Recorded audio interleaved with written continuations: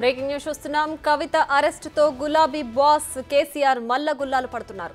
లోక్సభ ఎన్నికల్లో కవిత అరెస్టు ప్రభావం పడకుండా కేసీఆర్ ప్లాన్ వేస్తున్నారు. 2 రోజులుగా ఢిల్లీలోనే మకాం వేసిన కేటీఆర్, హరీష్ కవితను బయటకు తీసుకొచ్చేందుకు తీవ్ర ప్రయత్నాలు చేస్తున్నారు. అటు లిక్కర్ వ్యవహారంలో కవితపై కేసీఆర్ గుర్రుగా ఉన్నట్లు తెలుస్తోంది. అయితే కవిత అరెస్టు ప్రభావం లోక్సభ ఎన్నికలపై పడకుండా ఉండేందుకు కేసీఆర్ ఆపసోపాలు పడుతున్నారు. అందుకే నాగర్ కర్నూలు సహా మిగిలిన ఎంపీ టికెట్లను ప్రకటించడం లేదంటున్నారు రాజకీయ విశ్లేషకులు. ఇంతకీ కేసీఆర్ సార్ ఏం ఆలోచిస్తున్నారు?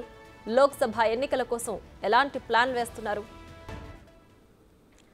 రైట్, ఇక ఇదే అంశానికి సంబంధించి మరింత సమాచారం మా ప్రతినిధి సైదులు లైవ్లో అందించడానికి సిద్ధంగా ఉన్నారు. సైదులు చెప్పండి, ఇప్పటికే కేసీఆర్ కవిత అరెస్ట్ విషయంలో మల్ల గుల్లాలు పడుతున్న నేపథ్యంలో లోక్సభ ఎన్నికలకు ఏ వ్యూహంతో ముందుకెళ్తున్నారు? దీనికి సంబంధించిన డీటెయిల్స్ ఏంటి? ఎస్ ప్రియా, కవిత అరెస్టుకు సంబంధించి కేసీఆర్ మల్ల గుల్లాలు పడుతున్నారు. ఇప్పటికే సీనియర్ న్యాయవాదులతోటి ఆయన సంప్రదింపులు జరుపుతున్నారు. ముఖ్యంగా ఇక్కడ నుంచి ఢిల్లీకి కూడా కేటీఆర్, హరీష్ రావుని పంపించారు. ఎప్పటికప్పుడు ఢిల్లీలో ఏం జరుగుతుందని చెప్పేసి కూడా ఇటు కేసీఆర్ ఆరా తీస్తున్నారు.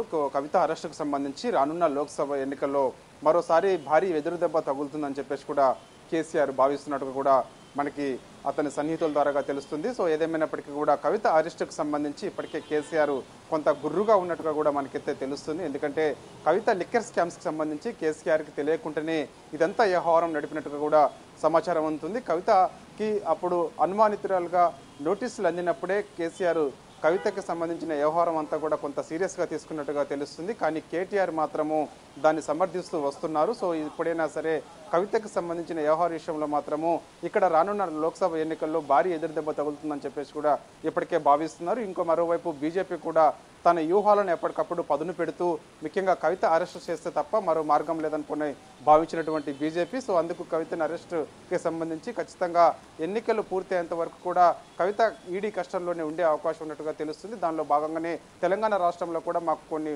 ఓట్లు వచ్చే అవకాశం ఉందని చెప్పేసి కూడా బీజేపీ వ్యూహ రచన చేస్తుంది. కానీ బీఆర్ఎస్ మాత్రము మీరన్నట్టుగా బీఆర్ఎస్ మాత్రము కవిత అరెస్టుకు సంబంధించి ఇప్పటికే నాయకుల మధ్య భిన్నాభిప్రాయాలు వ్యక్తమవుతున్నాయి.